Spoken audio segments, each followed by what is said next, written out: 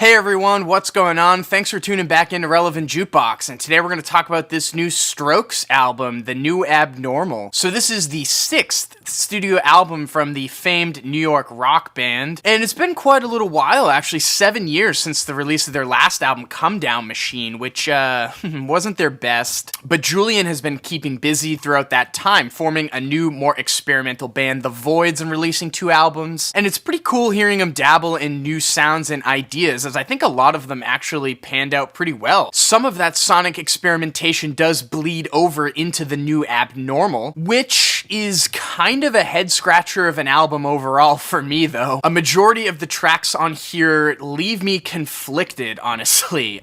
Some of it's absolute trash, and other parts of it are gold, in my opinion. The way that this album kicks off with the track The Adults Are Talking is a spot that leaves me pretty conflicted, as I can't really make heads or tails over the sound of this track. It sounds like an old Strokes song. However, all of the energy has been sucked out of their performances. It just sounds off overall, which is kind of weird, even though Julian pulls out a pretty memorable hook on the verse that I like quite a bit. It's a pretty mid-paced beginning for this album, kind of a questionable one too, because it's not exactly a thrilling start. The track Bad Decisions is another one that I'm just kind of like, huh?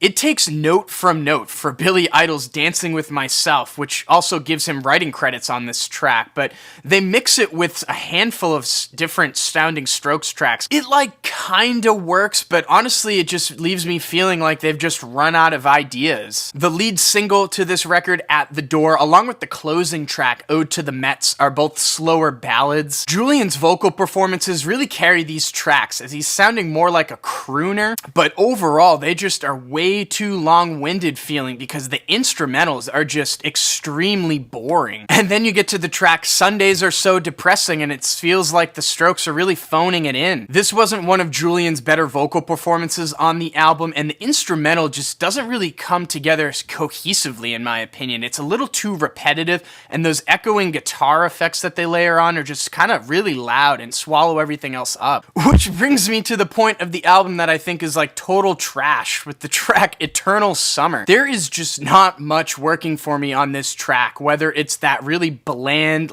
dance-flavored instrumental, or Julian's vocal performances on this cut where he sings like a really awkward hook. Summer is coming!